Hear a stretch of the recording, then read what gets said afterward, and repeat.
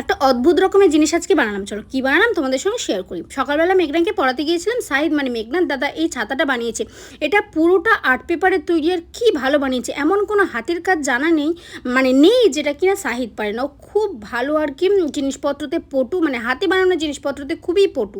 তারপর ইরফানকে পড়াতে গিয়েছিলাম বেলার দিকে। এখানে কাকিমা একটু বার্গার আর চা দিয়েছিল। দুপুরবেলা কী খেয়েছি দেখো, এখানে বেগুন, আলু, ঢেঁড়স, লঙ্কা সব কিছু আমি সিদ্ধ করেছি। তার সঙ্গে অল্প চাল দিয়েছি আর একটু ডাল দিয়েছি। দেওয়ার পরে খিচুড়ি মতো করে একটু লবণ, একটুখানি হচ্ছে তেল, একটু হলুদ দিয়ে খিচুড়িটা বানিয়েছিলাম।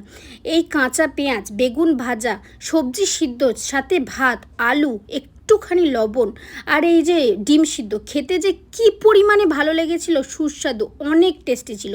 খাওয়ার পরে তারপরে সন্ধ্যাবেলার দিকে আমার একটা স্টুডেন্ট, মানে ও আমার বলতে গেলে ভাই, তো ওর হাতের কাজ দিয়েছে কয়েকটা, সেগুলো দেখাতে এনেছিল আমাকে যে দিদি দেখো এগুলো সবই হাতে বানানো, তোমাদের কেমন লাগলো জানিও। টাটা।